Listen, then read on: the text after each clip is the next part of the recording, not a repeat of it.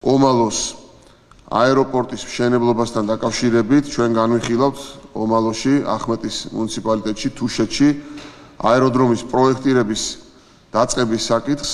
მოგეხსენებათ, რომ სივრცითი განვითარების ერთ-ერთი მნიშვნელოვანი მიმართულება გახლავთ შიდა ავიაციის განვითარება და ჩვენი მიზანია ის, რომ საქართველოში იყოს რაც შეიძლება მეტი მცირე აეროდრომი იმისათვის, რომ უპირველეს ყოვლისა ჩვენმა მოსახლეობამ ისარგებლოს და რა თქმა უნდა ტურისტებმა ისარგებლონ და ეს იქნება უფრო მეტი დასაქმებული ადამიანი და უფრო მეტი კეთილდღეობა თითოეული ჩვენგანის ოჯახში. რა თქმა უნდა ეს პირველ რიგში გულისხმობს ამ შემთხვევაში თუშეთს, რომელიც არის ნამდვილად მარგალიტი საქართველოსი თავისი განსაკუთრებული კულტურული მემკვიდრეობით და ასევე ამას დიდი მნიშვნელობა აქვს ტურიზმის განვითარებისა და ქვეყნის უსაფრთხოებისთვის. ასე რომ ეს ძალიან მნიშვნელოვანი საკითხი გამოდის და მე დიდი იმედი მაქვს, რომ ჩვენ უახლოეს მომავალში უკვე აღნიშნავთ იქ ასაფრენი ზოლის დასრულებასაც და რა თქმა უნდა აეროპორტის დასრულებასაც. და ასევე მინდა ვთქვა, რომ ამბროლაურში